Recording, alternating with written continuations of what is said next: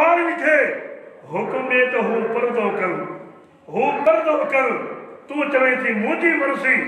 अल्लाह हुकुम ॾे थो उम्महातुल मोमिनीन खे, पूरी उम्मत खे हुकुम आहे और तूं पर्दो करे ॿाहिरि निकिर। तूं चवी थी मेरा जिस्म मेरी मर्ज़ी, बेपर्दा थी करे ॿाहिरि निकिरा। मक़सद इहो लफ़्ज़ चई करे इस्लाम जो इनकार आहे, दीन जो इनकार आहे, कुरान जो इनकार आहे। मेरा जिस्म मेरी मर्ज़ी चई करे तूं चवणी उचाई थी। लक़द क़ाल अल्लाहु सुब्हानहु व तआला या अय्युहन नबिय्यु कुल लिअज़वाजिका व बनातिका व निसाइल मुमिनीन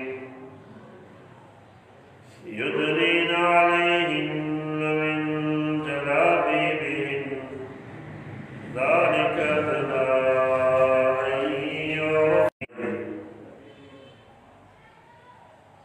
अकेले अल्लाह ज़रूर जलाल वल इकराम की ज़ात जिद है। ये को अल्लाह ताला इन पूरी कायनात को अकेलो सच्चो माबूद, अकेलो मुश्किल कुशा, अकेलो हाजत रवा नबी कायनात अलैहिस्सलातु वस्सलाम जी बेसत का पेरा जेको दौर है, उन दौर के दौरे जहलीत ते वञे थो। अगर असी इन ॻाल्हि ते गौर कयूं, उन दौर में लिखिया पढ़िया हज़रात मौजूद हुया। उन दौर में फसाहत ऐं बलागत रखण वारा माण्हू मौजूद हुया। उन दौर में शायर मौजूद हुया, लिख पढ़ वारा माण्हू मौजूद हुया। पोइ बि उन दौर खे दौरे जहलीत छो चयो वेंदो आहे?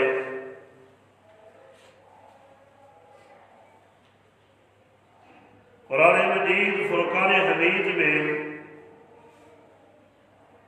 अल्लाह रब्बुल आलमीन फरमायो व इज़ा क़ील लहुम इत्तबिउ मा अंज़लल्लाहु क़ालू बल नत्तबिउ मा अल्फ़ैना अलैहि आबाअना। जॾहिं उनखे चयो वञे थो तव्हां इत्तिबा कयो, इताअत कयो उन शइ जी जेका नाज़िल थी मुहम्मद रसूलुल्लाह सल्लल्लाहु अलैहि वसल्लम ते, त जवाब में हू चवंदा हुया त असीं उन शइ ते हलंदासीं, उन अक़ीदे ते हलंदासीं, उन मनहज ते हलंदासीं, उहे ख़ुशी मनाईंदासीं, उहे ग़मी मनाईंदासीं जंहिं तौर तरीक़े ते असीं पंहिंजे अबनि ॾाॾनि खे पातो। इन्हनि जे इन सवाल जे ई करे उन दौर खे दौरे जानी चयो वञे थो। छो त उन दौर जे अंदरि हर गुनाह मौजूद हुयो, अल्लाह जी हर नाफरमानी मौजूद हुई, शिरक उन कौम में मौजूद हुयो, ज़ुल्म और ज़्यादती उन कौम में मौजूद हुई, क़त्ल और गारत उन कौम में मौजूद हुई, एहसास नाले का शय न हुई। इंसानियत सां का हमदर्दी न हुई। जेका कौम पंहिंजे रब सां सची न हुजे, उहा कौम अल्लाह जी मखलूक सां कीअं सची थी सघे थी?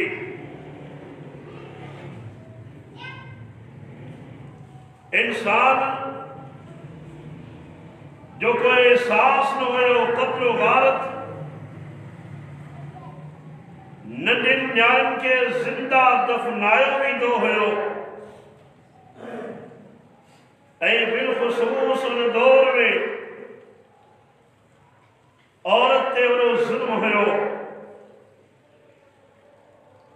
इंसान जो एहसास न हुयो, बिलख़ुसूस औरत ते उन दौर में वॾो ज़ुल्म हूंदो हुयो। वइज़ा बुश्शिरा अहदुहुम बिल-उन्सा ज़ल्ल वजहुहु मुस्वद्दन व हुव कज़ीम।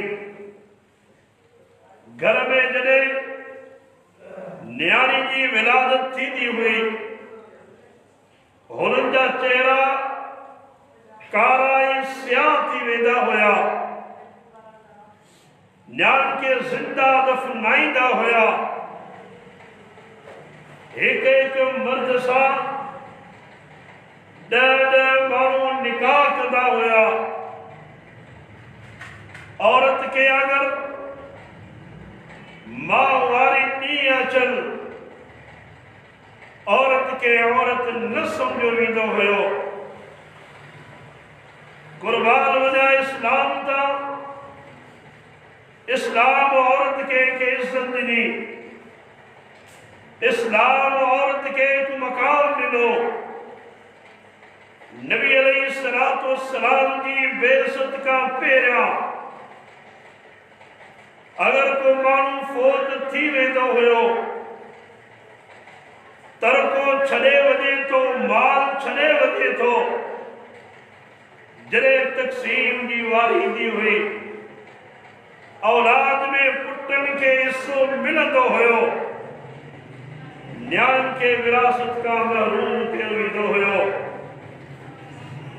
वॾे अफ़सोस सां चवणु पवे थो, अॼु इहा ई सूरत कुझु असांजे मुआशरे में थी चुकी आहे। औलाद जे नाले ते प्रॉपर्टी आहे, पुटनि जे नाले ते प्लाट आहिनि, पुटनि जे नाले ते जायदाद आहे। अगर महरूम कयो वञे थो त औरत खे महरूम कयो वञे पियो। लेकिन इस्लाम आयो, इस्लाम अची औरत खे इज्जत ॾिनी।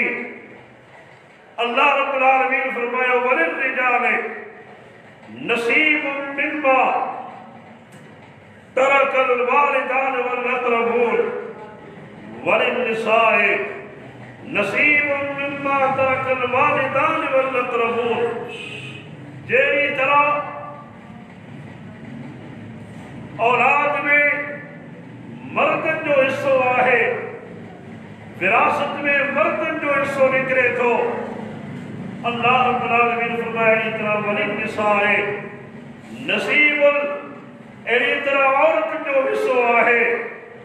औरत मां आहे, उनजो हिस्सो आहे।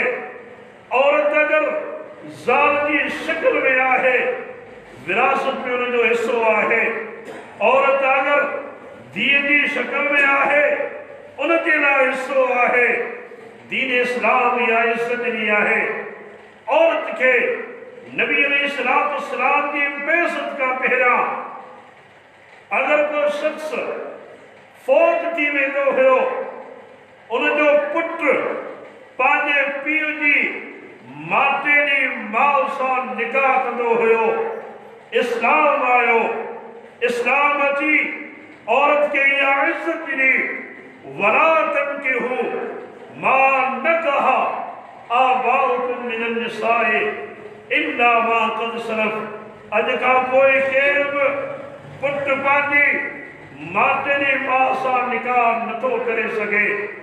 इस्लाम खां पहिरियां, प्यारे पैगंबर जी बेइज़्ज़त खां पहिरियां औरत ते कहिड़ो ज़ुल्म हुयो।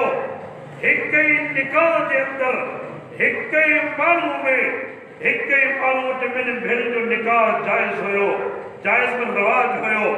दीन इस्लाम अची इन शइ खे हराम करार ॾिनो। व अन तजमऊ बैन अल उख्तैनि इल्ला मा क़द सलफ। अल्लाह रब्बुल आलमीन इन शइ खे हराम करार ॾिनो जो हिक ही मर्द वटि ॿिनि भेणनि जो निकाह थे, इहो हराम आहे। दीन इस्लाम का पहिरियां अगर औरत के माहवारी ईंदी हुई, न उन सां खाइण हूंदो हो, न उन सां पीअण हूंदो हुयो, बंद कमरे में उनखे बंद कयो वेंदो हुयो। लेकिन कुर्बान वञनि दीन इस्लाम तां नबी अलैहिस्सलातु वस्सलाम फरमायो, इस्नऊ कुल्ल शैइन इल्ला निकाह। इन माहवारी अचण खां पोइ तव्हां पंहिंजी घरवारी सां वेही सघो था, ॻाल्हाए सघो था, सुम्ही सघो था, उनजे हथ जी शइ खाई सघो था, सवाइ जिवा जे, सवाइ हमबिस्तरी जे, उन सां तव्हां खाई सघो था। इहो दीन इस्लाम अची हिन औरत खे इज़्ज़त ॾिनी, हिन औरत खे मक़ाम ॾिनो। किथे अल्लाह रब्बुल आलमीन फरमायो, या अय्युहल्लज़ीना आमनू ला यस्खर क़ौमुम मिन क़ौमिन असा यकूनू खैरम मिनहुम वला निसाउन मिन निसाइन असा यकुन्ना खैरम मिनहुन्ना। अल्लाह रब्बुल आलमीन फरमायो, ओ ईमान वारो, का बि क़ौम कंहिं ॿी क़ौम जी मज़ाक न उॾाए, मज़ाक न करे। थी सघे थो जंहिंजी तव्हां मज़ाक कयो था तव्हां खां बहितर हुजे। अल्लाह रब्बुल आलमीन जॾहिं मर्दनि जो तस्करो कयो, गॾु अल्लाह रब्बुल आलमीन फरमायो, वला निसाउन मिन निसाइन असा यकुन्ना खैरम मिनहुन्ना।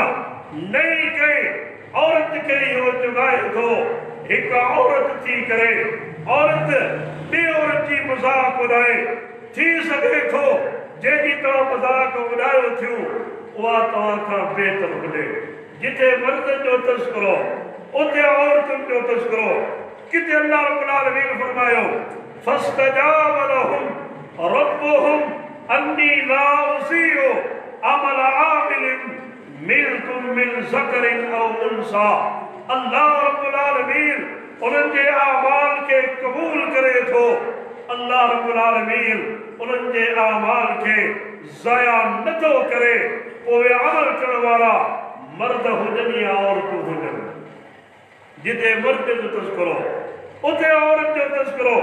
किथे अल्लाह रब्बुल आलमीन फरमायो, मन आमिल सालिहन मिन ज़करिन औ उन्सा वहुव मुमिनुन फलनुहयिन्नहु हयातन तय्यबा। जे कोब नेक अमल करे थो, नेक अमल करण वारो मर्द आहे, नेक अमल करण वारी औरत आहे, अल्लाह तो फरमाए असीं उन्हनि खे पाकीज़ा ज़िंदगी ॾींदा आहियूं। जिथे मर्द जो तस्करो उते औरत जो तस्करो। किथे अल्लाह रब्बुल आलमीन फरमायो, इन्नल मुस्लिमीना वल मुस्लिमात वल मुमिनीना वल मुमिनात वल कानितीना वल कानितात वस्सादिकीना वस्सादिकात वस्साइमीना वस्साइमात वल हाफिज़ीना फुरूजहुम वल हाफिज़ात वस्साकिरीन अल्लाह कसीरन वज़्ज़ाकिरात अअद्दल्लाहु लहुम मग़फ़िरतन व अजरन अज़ीमा। अल्लाह रब्बुल आलमीन फरमायो, फरमान बरदार मर्द हुजन, फरमान बरदार औरतूं हुजन, मोमिन मर्द हुजन, मोमिन औरतूं हुजन। अल्लाह जी इताअत करण वारियूं, अल्लाह जे साम्हूं झुकण वारा मर्द हुजन, अल्लाह जे साम्हूं झुकण वारियूं औरतूं हुजन। सच ॻाल्हाइण वारा मर्द हुजन, सच ॻाल्हाइण वारियूं औरतूं हुजन। रोज़ा रखण वारा मर्द हुजन, रोज़ा रखण वारियूं औरतूं हुजन। पंहिंजी शर्मगाह जी हिफ़ाज़त करण वारा मर्द हुजन, पंहिंजी शर्मगाह जी हिफ़ाज़त करण वारियूं औरतूं हुजन। अल्लाह जो ज़िक्र करण वारा मर्द हुजन, अल्लाह जो जिक्र करने वाली औरतूं हुजन अल्लाह तो फरमाए इन्हनि जे लाइ असीं मग़फ़िरत ऐं अजर अज़ीम तैयार कयो आहे। जिते मर्द जो तज़किरो उते औरत जो तज़किरो, किथे अल्लाह रब्बुल आलमीन औरत की इज्जत के, औरत के शान के, औरत के मकाम के बयान करते फरमायो इन्नल लज़ीना यरमूनल मुहसनातिल गाफिलातिल मुमिनात लुइनु फिद दुनिया वल आखिरा वलहुम अज़ाबुन अज़ीम। अल्लाह रब्बुल आलमीन फरमायो वे माण्हू जेके पाक दामन औरतुनि ते, पाक दामन औरतुनि ते, मोमिनात औरतुनि ते जेके तोहमतूं हणनि था, अल्लाह तो फरमाए ये माण्हू दुनिया में भी लानती आहिनि, आखिरत में भी लानती आहिनि, वलहुम अज़ाबुन अज़ीम ऐं आखिरत में उन्हनि जे लाइ वॾो अज़ाब तैयार कयो आहे। किथे अल्लाह रब्बुल आलमीन फरमायो वल्लज़ीन यरमूनल मुहसनात सुम्मा लम यअतू बिअरबअति शुहदा। अल्लाह रब्बुल आलमीन फरमाए वे माण्हू जेके मोमिनात ते, पाक दामन औरतुनि ते जेके तोहमतूं हणनि था, पोइ गवाह खणी नथा अचनि, गवाह खणी नथा अचनि। अल्लाह रब्बुल आलमीन फरमाए थो उन्हनि खे कोड़ा हया वञनि, उन्हनि जी अल्लाह रब्बुल आलमीन फरमाए थो उन खां पोइ कॾहिं गवाही क़बूल न थिए ऐं इहे माण्हू फासिक आहिनि। ॾिसो अल्लाह रब्बुल आलमीन दीन इस्लाम जे अदल सां हिन औरत खे कहिड़ो मक़ाम मिले पियो, कहिड़ी इज़त मिली आहे। सही बुखारी के अंदर हदीस मौजूद है, एक यहूदी अन्न यहूदियन रज़ा रस जारियतन, एक यहूदी एक औरत के पत्थर हणी करे उनके जख्मी कयो। औरत बेहोश पई आहे। औरत को पुछण वारनि पुछो तो कई पत्थर कंहिं हया आहिनि। जॾहिं होश में अचे थी पुछियो वियो तो कई पत्थर कंहिं हया आहिनि, छा फला यहूदी हया आहिनि? उहा औरत पंहिंजे मथे सां इशारो करे हाउ चवे थी मूंखे फला यहूदी पत्थर हया आहिनि। नबी अलैहिस्सलाम के ख़बर पवे थी, नबी कायनात अलैहिस्सलाम उन यहूदी के घुराइनि था, माण्हू पकड़े आया उन यहूदी के। जहिड़ी तरह यहूदी उन औरत के ज़ख्मी कयो हुयो, उन अंदाज़ में उन यहूदी के ज़ख्मी कयो हुयो। चवण जो मक़सद इस्लाम औरत सां इंसाफ़ कयो आहे, इस्लाम औरत के इज्जत ॾिनी आहे, इस्लाम औरत के मकाम ॾिनो आहे। बल्कि कुछ अहिड़ा मामलात आहिनि दीन के अंदर, कुछ अहिड़ा मवाक़े आहिनि जिन मवाक़िअनि के अंदर अगर फ़ज़ाइल के ॾिसजे, अगर शान के ॾिसजे, अगर रुतबे के ॾिसजे, औरत जो रुतबो कुछ मवाक़े ते मर्द खां वधी वञे थो। नबी अलैहिस्सलाम वटि हिकु सहाबी आयो, अची सवाल कयई, ए अल्लाह जा नबी सल्लल्लाहु अलैहि वसल्लम मूंखे ॿुधायो दुनिया में सब खां वधीक हुस्न सलूक जो हक़दार केरु आहे ऐं सब खां वधीक कंहिं सां हुस्न सलूक कया, सोढ़ो सलूक कया? नबी कायनात अलैहिस्सलाम फरमायो उम्मुका, तुंहिंजी अमर। सहाबी वरी सुवाल कयो, ए अल्लाह जो रसूल? उन खां पोइ पाण फरमायो उम्मुका, तुंहिंजी माउ। सहाबी वरी पुछो, अल्लाह जे रसूल वरी जवाब ॾिनो तुंहिंजी माउ। चौथी मरतबा प्यारे पैगंबर मुहम्मद रसूलुल्लाह सल्लल्लाहु अलैहि वसल्लम नालो वरितो, तुंहिंजो अब्बो, तुंहिंजो पीउ। चवण जो मक़सद अल्लाह जे नबी अलैहिस्सलाम हुस्न सलूक के हवाले सां सहाबी जे सवाल के जवाब में 3 मरतबा पाण फरमायो तुझी मां हिन जगह ते ॾिसो अहिड़ी तरह नबी अलैहिस्सलाम फरमायो जन्नत जेको आसो माउ जे कदमनि जे हेठां आहे। इहो छा आहे? अल्लाह जे रसूल इहे कोन फरमायो जन्नत पीउ जे कदमनि में। हिन जगह ते बि औरत जी इज़्ज़त ऐं मक़ाम अल्लाह जे रसूल बयान कंदे फरमायो। अहिड़ी तरह नबी कायनात अलैहिस्सलाम वटि हिकु सहाबी अचे थो, अची सवाल करे थो, ए अल्लाह जा रसूल सल्लल्लाहु अलैहि वसल्लम मूंखां गुनाह थी वियो आहे, मूंखां नाफरमानी थी वई आहे। नबी कायनात अलैहिस्सलाम सवाल कनि था छा तुंहिंजी अमल ज़िंदा आहे, छा तुंहिंजी माउ ज़िंदा आहे? सहाबी सवाल कयो न अल्लाह जे रसूल मुंहिंजी अमल ज़िंदा न आहे।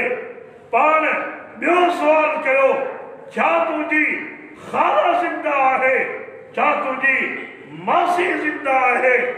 सहाबी जवाब ॾिनो हा अल्लाह जो रसूल मुंहिंजी खाला ज़िंदा आहे, मुंहिंजी मासी ज़िंदा आहे। नबी कायनात अलैहिस्सलाम फरमायो फबिर्रिहा वञ पंहिंजी खाला सां खाला जी इज़्ज़त कर, खाला जी ख़िदमत कर, मासी जो एहतराम कर। इन एहतराम जे करे अल्लाह तुझे गुनाह से माफ़ फरमाइंदो। एक रिवायत में अल खालतो बिमंज़िलतिल उम्म, मासी जेका है उहा माउ जे कायम मुकाम आहे। कुतुबे हदीस खोलियो, किथे बि अल्लाह जे रसूल सल्लल्लाहु अलैहि वसल्लम ये कोन फरमायो चाचो जेको आसो पीउ जे कायम मुकाम आहे। हाँ मासी जे बारे में अल्लाह जे रसूल फरमायो मासी माउ जे कायम मुकाम आहे। अगर औरत माउ जी शक्ल में आहे इस्लाम उनकी एतरी इज्जत कई। अगर औरत धीअ जी शक्ल में आहे नबी कायनात अलैहिस्सलाम फरमायो मन आल जारियतैन हत्ता तबलुगा। पाण फरमाए जंहिंखे ॿ न्याणियूं थियूं, सही तरबियत कई, सही तालीम ॾिनी, सही जगह रिश्तो कई। नबी कायनात अलैहिस्सलाम फरमाइनि था सुभाणे क़यामत वारे ॾिहाड़े इहो माण्हू मूंसां जन्नत में ईअं हूंदो वज़म्मा असाबिअहू। प्यारे पैगंबर मुहम्मद रसूलुल्लाह सल्लल्लाहु अलैहि वसल्लम पंहिंजी आङुरियुनि खे हीअं मिलायो, वो मूंसां जन्नत में हीअं कंदो। ऐं हिकु हदीस में कुलना सिद्रम मिनन नार जा अल्फाज़, जंहिं माण्हू खे दुनिया में न्याणियूं आहिनि न्याणियुनि जो अदब करे थो, न्याणियुनि जो एहतराम करे थो, सही तरबियत ॾिए थो, सही तालीम ॾिए थो, सही जगह रिश्तो करे थो। प्यारे पैगंबर फरमायो ये न्याणियूं सुभाणे क़यामत वारे ॾिहाड़े जहन्नम का रुकावट बणजी वेंदियूं। धीअ अगर औरत अगर धीअ जी सूरत में आहे इस्लाम इज्जत ॾिनी, औरत अगर माउ जी सूरत में आहे इस्लाम इज्जत ॾिनी, औरत अगर ज़ाल जी सूरत में आहे इस्लाम इज्जत ॾिनी, इस्लाम इज्जत ॾिनी। इहा असांजी लाइल्मी आहे, जहालत आहे। माण्हू पंहिंजी ज़ालनि जो एतिराम नथा कनि, ज़ालनि जी इज़्ज़त नथा कनि। अल्लाहु अकबर। मुस्लिम अहमद जे अंदर हदीस मौजूद आहे नबी कायनात अलैहिस्सलातु वस्सलाम वटि हिकु औरत अचे थी। अब्दुल्लाह बिन उमर फरमाइनि था अल्लाह जे रसूल वटि हिकु औरत अचे थी, ए अल्लाह जे रसूल ही मुंहिंजो मुड़ुसु आहे, ही मुंहिंजो मुड़ुसु आहे। घर जे मामलात में रिश्तनि जे मामलात में फलां सां रिश्तो करिणो आहे, फलां सां रिश्तो नाहे करिणो। ए अल्लाह जे रसूल मूंसां मसइलो नाहे कंदो, मूंसां मसइलो नाहे कंदो। जीअं जो अॼुकल्ह असांजे मुआशरे में औरत जी ॻाल्हि खे का हैसियत नाहे ॾिनी, औरत जी ॻाल्हि खे का अहमियत नाहे ॾिनी। सिर्फ़ु इहो चयो वञे थो हिन औरतुनि खे कहिड़ो अकुल, हिन औरतुनि खे कहिड़ी सम्झ। नबी अलैहिस्सलाम उन सहाबी खे फरमायो, पाण फरमाइनि था इर्ज़िहा वञ पंहिंजी घरवारी खे राज़ी कर। जॾहिं बि घर में को रिश्तो करी पुट जो रिश्तो आहे, न्याणे जो रिश्तो आहे पंहिंजी घरवारी सां मशवरो ज़रूर कंदो कर। अगर ज़ाल आहे इस्लाम इज्जत ॾिनी आहे, इस्लाम एहतराम कयो आहे। अल्लाह अकबर। नबी कायनात अलैहिस्सलाम फरमायो खियारुकुम खियारुकुम लिनिसाइहिम। ओ मुसलमान, अॼु तू घर खां ॿाहिरि निकिरी थो, दोस्तनि में आहे, तुंहिंजो किरदार जो सुठो आहे। तू पंहिंजे ऑफिस में आहीं, किरदार सुठो बणाई थो। तू पंहिंजे कारोबार में आहीं, किरदार सुठो बणाई थो। काश उहो किरदार, काश तुंहिंजे ॻाल्हाइण जो उहो लहजो जेको ॿार दोस्तनि में आहे उहो घर में हुजे। पाण फरमायो तव्हां मां, अल्लाह जो रसूल फरमायो तव्हां मां बहितर उहो आहे, तव्हां मां बहितर उहो आहे जेको पंहिंजी ज़ाल सां बहितर आहे, जेको पंहिंजी घरवारी जो एहतराम करे थो, घरवारी जी इज्जत करे थो। अल्लाह जो रसूल फरमायो बहितर आहे। हाँ, अगर जेको माण्हू पूरी कायनात सां बहितर, दोस्तनि सां बहितर आहे, कारोबार में बहितर आहे, घर सां बहितर कोन्हे, इहो माण्हू कॾहिं बि बहितर थी नथो सघे। इस्लाम इज्जत ॾिनी। अगर औरत ज़ाल जी शक्ल में आहे, इस्लाम इज्जत ॾिनी। अल्लाह अकबर। नबी अलैहिस्सलाम जी घरवारी सैयदा आयशा सिद्दीका रज़ी अल्लाह ताला अन्हा फरमाए थी बस औकात ईअं थींदो हुयो, आऊं गोश्त खाईंदी हुयमि, गोश्त खाईंदे नबी अलैहिस्सलाम खां उहो गोश्त घुरंदा हुया ऐं पुछंदा आयशा तूं कहिड़ी जॻह तां पंहिंजा चप रखी करे गोश्त खाधो आहे ताकि मोहम्मद रसूलुल्लाह सल्लल्लाहु अलैहि वसल्लम उन जॻह ते पंहिंजो मुंहुं मुबारक रखी करे, चप मुबारक रखी करे पाण जेको आहे सो तो खाइनि। आयशा फरमाए थी ऐं अल्लाह जे रसूल खे ॿुधाईंदी हुयमि नबी अलैहिस्सलाम उन जॻह तो खाईंदा हुया जिथों सैयदा आयशा खाधो आहे। इहो असल में पैगाम आहे, पंहिंजी घरवारियुनि सां मोहब्बत कयो, पंहिंजी घरवारियुनि जी इज़त कयो, पंहिंजी घरवारियुनि जो एहतराम कयो। हालांकि सुनन इब्न माजा जी हदीस आहे नबी अलैहिस्सलाम जी हस्ती उहा हस्ती आहे पाण हिकु जॻह ते महिमान थी विया, अंसार जी घर महिमान थी विया। नबी अलैहिस्सलाम सुनन इब्न माजा किताबुल अशरिबा में हिकु मिस्कीनो ॾिसो, चमड़े जो हिकु थां ॾिठो, उन में पाणी पियो हुयो। नबी अलैहिस्सलाम पंहिंजा चप लॻाए करे उन मिस्की जे मां पाणी पीतो। अंसारी औरत ॾिसे पई। जॾहिं नबी अलैहिस्सलाम उतां रवाना थिया, अंसारी औरत छुरी खणी करे उन टुकड़े खे, जंहिं टुकड़े ते इमाम आज़म जा चप लॻा हुया, उन टुकड़े खे कटे करे पंहिंजे हिफ़ाज़त में रखी छॾियईं, पाण वटि रखी छॾियईं। ही उहो टुकड़ो आहे जंहिं ते प्यारे पैगंबर जा चप मुबारक लॻा आहिनि। अल्लाह अकबर। अंदाज़ो कयो उहो अल्लाह जो नबी, अहिड़ी आज़मत वारो नबी, अहिड़ी आज़मत शान वारो नबी सैयदा आयशा सिद्दीका रज़ी अल्लाह तआला अन्हा खे चवनि पिया आयशा तो जिथे चप रखिया आहिनि मूंखे ॿुधाए त आऊं उते चप रखां। अंदाज़ो कयो औरत जी इस्लाम कहिड़ी इज़त कई आहे, कहिड़ो एहतराम कयो आहे। अल्लाह अकबर। नबी अलैहिस्सलाम पाण हाल ते एतिकाफ़ में आहिनि। एतिकाफ़ में नबी अलैहिस्सलाम फरमाइनि था मुंहिंजे ज़हन इहो कयो ऐं पंहिंजे मथे खे धोआ। सैयदा आयशा रज़ी अल्लाह तआला अन्हा खे आवाज़ में आयशा मुंहिंजे वारनि खे धो। आयशा फरमाए अल्लाह जा रसूल आऊं हैज़ सां आहियां, मूंखे वारी आयल आहे। नबी अलैहिस्सलाम फरमायो आयशा तुंहिंजे हथनि में त हैज़ कोन्हे न। अंदाज़ो कयो इन सूरत में सैयदा आयशा सिद्दीका रज़ी अल्लाह तआला पंहिंजे हथनि सां प्यारे पैगंबर जो मथो धोतो आहे। अल्लाह अकबर। ही दीन सेखारे पियो इस्लाम खां पहिरियां इन हालत में औरत खे बंदि कयो वेंदो हुयो ऐं अॼु असांजे माशरे में बि केतरा एतरा माण्हू इन जे हल में न औरत के मानी पहुचाइण ॾींदा, न औरत सां गॾु वेहंदा, न ॻाल्हाईंदा। ही प्यारे पैगंबर जी सुन्नत आहे। इस्लाम औरत जी इज्जत कई आहे। वञो नबी अलैहिस्सलाम जी सीरत पढ़ो। प्यारे पैगंबर जी वफ़ात थिए थी, वफ़ात वक्त नबी अलैहिस्सलाम जी वफ़ात कीअं थी, सैयदा आयशा फरमाए थी। मुस्नद अहमद के अंदर हदीस मौजूद है। सैयदा आयशा फरमाए थी, नबी कायनात अलैहिस्सलाम मात रसूलुल्लाह सल्लल्लाहु अलैहि वसल्लम नबी अलैहिस्सलाम फोत थिया।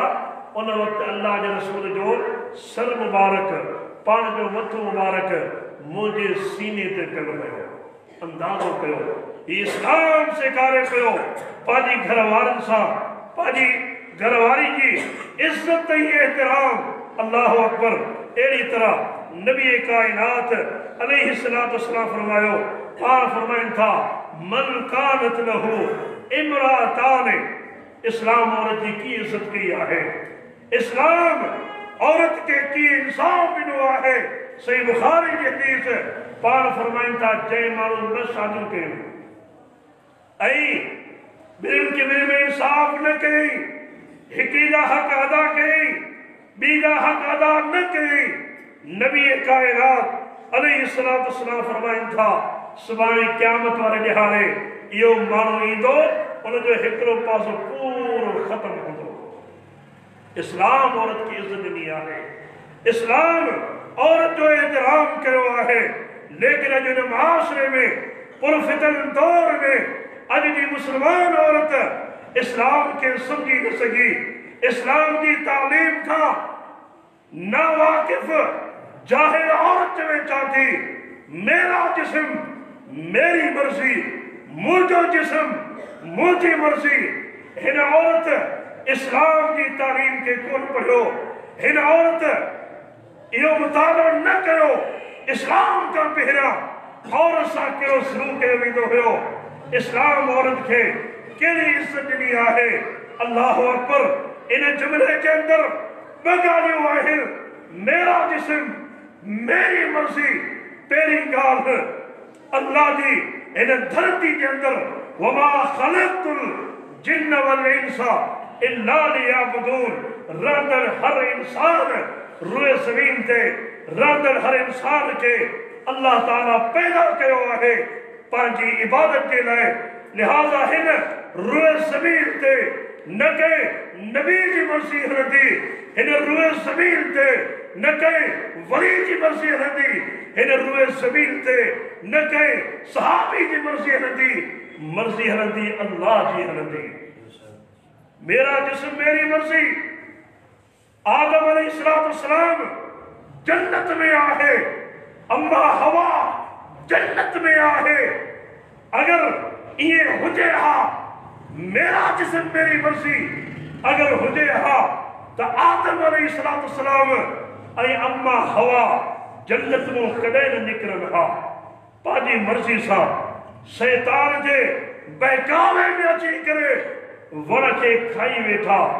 अल्लाह ताला अम्मा हवा के सैयदना आदम अलैहिस्सलाम के जन्नत में लाहे छॾियो। जॾहिं हिन पूरी कायनात, पूरी इंसानियत जी पहिरीं अमल अम्मा हवा जी जॾहिं मर्ज़ी न थी हली सघे, पोइ अम्मा हवा खां पोइ उहा कहिड़ी औरत आहे जेका इहो चई सघे त मेरा जिस्म मेरी मर्ज़ी। जिस्म ॾिनो तो अल्लाह ताला, इन जिस्म ते अहकाम का अल्लाह जा हलंदा। इन रुए ज़मीन ते जॾहिं नबी जी मर्ज़ी नथी हले, नबी जी मर्ज़ी नथी हले, सैयदना यूनुस अलैहिस्सलाम पंहिंजी मर्ज़ी सां क़ौम खां कावड़जी निकितो आहे। अल्लाह ताला सैयदना यूनुस अलैहिस्सलाम के मच्छी के पेट के अंदर दाखिल कयो। जॾहिं हिकु नबी जी मर्ज़ी नथी हले, पोइ अॼु जी हीअ लिबरलिज़म औरत कीअं चवे थी त मेरा जिस्म मेरी मर्ज़ी। वलो तकव्वल अलैना बाज़ अल-अक़ावील लअख़ज़ना मिन्हु बिल यमीन। या अय्युहन नबिय्यु लिमा तुहर्रिमु मा अहल्लल्लाहु लक तबतगी मरज़ात अज़वाजिक। नबी अलैहिस्सलाम पंहिंजी मर्ज़ी सां चयो त अॼु खां पोइ आऊं माखी कोन खाईंदुमि, सेद कोन खाईंदुमि। अल्लाह रब्बुल आलमीन फरमाए, ए नबी तू केरु थींदो आहीं? तू छो न शइ खे हराम सम्झी थो जंहिंखे अल्लाह हलाल कयो आहे? हिन दीन में हिन जिस्म ते जॾहिं मर्ज़ी प्यारे पैगंबर जी नथी हली सघे त पोइ अल्लाह जे रसूल खां पोइ उहो कहिड़ो सहाबी, उहो कहिड़ो इमाम, उहा कहिड़ी औरत आहे जेका इहा चवे त मेरा जिस्म मेरी मर्ज़ी? इन जुमिले जे अंदरि ॿी ॻाल्हि इहा आहे, माना हीअ औरत चवण इहा चाहे थी मेरा जिस्म मेरी मर्ज़ी। मेरी मर्ज़ी जो मतिलबु इहो आहे आऊं ॿाहिरि निकिरां बेपर्दा थियां, बेपर्दा थी करे आऊं ॿाहिरि निकिरां, मूंखे रोकण वारो केरु न हुजे। जॾहिं इस्लाम चवे थो या अय्युहन नबिय्यु कुल अज़वाजिका व बनातिका व निसाइल मुमिनीन युदनीना अलैहिन्ना मिन जलाबिबिहिन्ना। ए नबी सल्लल्लाहु अलैहि वसल्लम पंहिंजी न्याणियुनि खे, पंहिंजी धीअरुनि खे, पंहिंजी घरवारनि खे हुकुम ॾे त हू पर्दो कनि, हू पर्दो कनि। तूं चवे थी मुंहिंजी मर्ज़ी, अल्लाह हुकुम ॾे थो उम्महातुल मुमिनीन खे, पूरी उम्मत खे हुकुम आहे और तूं पर्दो करे ॿाहिरि निकिरनि। तूं चवे थी मेरा जिस्म मेरी मर्ज़ी, बेपर्दा थी करे ॿाहिरि निकिरां। मक़सद इहो लफ़्ज़ चई करे इस्लाम जो इनकार आहे, दीन जो इनकार आहे, कुरान जो इनकार आहे। मेरा जिस्म मेरी मर्ज़ी चई करे तूं चवण इहो चाहीं थी ऐं घर मां निकिरां बेपर्दा थी करे निकिरां, ख़ुशबू हणी करे निकिरां, ख़ुशबू हणी करे निकिरां, माण्हू मुंहिंजा माइल थियनि। अल्लाह जे नबी सल्लल्लाहु अलैहि वसल्लम फरमायो अय्युमा इमरातन, उहा औरत जेका ख़ुशबू हणी करे ॿाहिरि निकिरे थी, पाण फरमायो फहिय ज़ानिया, इहा औरत भले रहंदी मुस्लमान माशरे में हुजे, भले रहंदड़ मुस्लमान इलाइक़े में हुजे, मुस्लमान क़ौम सां हुनजो भले ताल्लुक़ हुजे, ख़ुशबू हणी करे का औरत अगरि ॿाहिरि निकिरे थी, प्यारे पैगंबर फरमायो इहा ज़ानी आहे, इहा ज़ानी आहे, इहा ज़ानी आहे। अल्लाह जो रसूल फरमाए थो ख़ुशबू हणी करे औरत ॿाहिरि निकिरे इहा ज़ानी आहे। तूं चवी थी त मेरा जिस्म मेरी मर्ज़ी, चवण जो मक़सदु इहो जुमिलो इस्तेमालु करे पैगंबर जी अहादीस जो इनकार आहे, कुरान जो इनकार आहे। मेरा जिस्म मेरी मर्ज़ी चई करे असल में चवण इहो चाहे थी त निकाह जो सिस्टम ख़त्म थी वञे, निकाह में औरत पाबंद थी वञे थी, निकाह जो सिलसिलो ख़त्म थी वञे। मेरा जिस्म मेरी मर्ज़ी तो चवण इहो चाहे थी औलाद अगरि मुंहिंजे मुड़ुस मां थिए तॾहिं बि मुंहिंजी मर्ज़ी, औलाद अगरि कंहिं ॿिए मर्द मां थिए तॾहिं बि मुंहिंजी मर्ज़ी। जॾहिं त इस्लाम चवे थो वला तक़रबु ज़िना, ज़िना जे क़रीब न वञो। इस्लाम चवे थो शादीशुदा औरत अगरि ज़िना करे उनखे इहो हक़ न आहे उहा इन ज़मीन ते रहे, ज़मीन में खॾो खणी करे इन औरत खे संसार कयो वञे। तूं चवी थी मेरा जिस्म मेरी मर्ज़ी, असल में इस्लाम जो इनकार थी पियो। मेरा जिस्म मेरी मर्ज़ी, तुंहिंजो चवण जो मक़सदु इहो आहे ऐं घर खां ॿाहिरि निकिरां रोज़गार जे हिसाब सां, जीअं मर्द नौकरियूं कनि था, मर्द कारोबार कनि था, मर्द इंजेक्शन में वेहनि था, ईअं आऊं ॿाहिरि निकिरां, मूंखे बि कुर्सियूं मिलनि, आऊं बि कारोबार कयां। अल्लाह अकबर। तूं मेरा जिस्म मेरी मर्ज़ी चई करे इहो चवणु चाहीं थी। जॾहिं इस्लाम चवे थो जॾहिं औरत घर खां ॿाहिरि निकिरंदी आहे त शैतान हुनजे तार में हूंदो आहे, शैतान हुनखे गौर सां ॾिसंदो आहे हिन ते हमिलो कीअं थिए। अल्लाह अकबर। जय इस्लाम के असी मनु था उन इस्लाम लफ्ज दी माना इहा है फरमा बरदार मन जेका औरत चवे थी मेरा जिस्म मेरी मर्जी उनके खबर ना है तो इस्लाम जी माना चाहे जेका औरत चवे थी मेरा जिस्म मेरी मर्जी उनके का खबर कोन्हे तो इन्ना लिल्लाहि व इन्ना इलैहि राजिऊन जो तर्जुमो चाहे अल्लाह जी से हुई अल्लाह फराए वरती असी अल्लाह जी मखलूक आहूं हिन जिस्म ते हुकुम हलंदो अल्लाह जो यही मुझे आहे मेरा जिस्म मेरी मर्जी जो रद जेको मानो खुदकुशी करे थो अल्लाह जो रसूल फरमायो जेड़ी सूरत में खुदकुशी करे थो उन हालत में क़यामत ताईं उनके अज़ाब थींदो क़यामत ताईं उनके अज़ाब थींदो खुदकुशी वाले के एतिरो अज़ाब छो इन जे लाइ त अल्लाह जी मर्ज़ी जे ख़िलाफ़ पंहिंजी मर्ज़ी हलाए पंहिंजी मर्ज़ी हलाइण वारो दीन में दुनिया में पंहिंजी मर्ज़ी हलाइण वारो मुजरिम आहे मेरा जिस्म मेरी मर्ज़ी चवण सां ही चवण चाहे थी जीअं यहूद नसारा जीअं ॿाहिरि यहूद नसारा जे ममालिक में जीअं हले पियो निगाह ख़त्म थी वञे जंहिं मासिरे ॾांहुं मुस्लमान औरत खे तूं वठी वञणु चाही पई उन मासिरे में औरत ज़रूर मिलंदी तोखे माउ न मिलंदी उन मासिरे में औरत ज़रूर मिलंदी तोखे भेण न मिलंदी उन मासिरे में औरत ज़रूर मिलंदी तोखे ज़ाल न मिलंदी उन मासिरे में औरत खे ज़रूर मिलंदी तोखे धी न मिलंदी उन मासिरे में गर्लफ्रेंड नाले सां औरत खे इस्तेमाल कयो वञे पियो चंद मिंटनि जे लाइ जीअं को टिशू इस्तेमाल कबो आहे इस्तेमाल करे उछलायो वेंदो आहे मुस्लमान गौर कर सदाई मुस्लमान थो अल्लाह जो फरमाबरदार अल्लाह जी इताअत करण वारो औरत खे सम्झणु खपे इन शैतानी रसूमात खां इन शैतानी हमलनि खां मुस्लमान औरत खे पंहिंजे पाण खे बचाइणु खपे मुस्लमान औरत बापर्दा मुस्लमान औरत बाहया ऐं अल्लाह जे फज़ल करम सां ही जेको मुल्क आहे ही बाहया औरतुनि जो मुल्क आहे ही जेको मुल्क आहे मुस्लमान औरतुनि जो मुल्क आहे बापर्दा औरतुनि जो मुल्क आहे जेके चवनि थियूं मेरा जिस्म मेरी मर्ज़ी ये कुछ औरतूं आहिनि लब्र नाज़म ॾांहुं माइल थी करे ये लफ़्ज़ चवनि पर लेकिन ही मुल्क मुस्लमाननि जो आहे अल्लाह खां दुआ आहे अल्लाह रब्बुल आलमीन मुस्लमान भेनरुनि खे मुस्लमान धीरनि खे अल्लाह रब्बुल आलमीन बाहया बापर्दा मुस्लमान ऐं सच्चो मुस्लमान ऐं मोमिन बयान की तौफ़ीक़ अता फरमाए वमा अलैना इल्लल बलाग।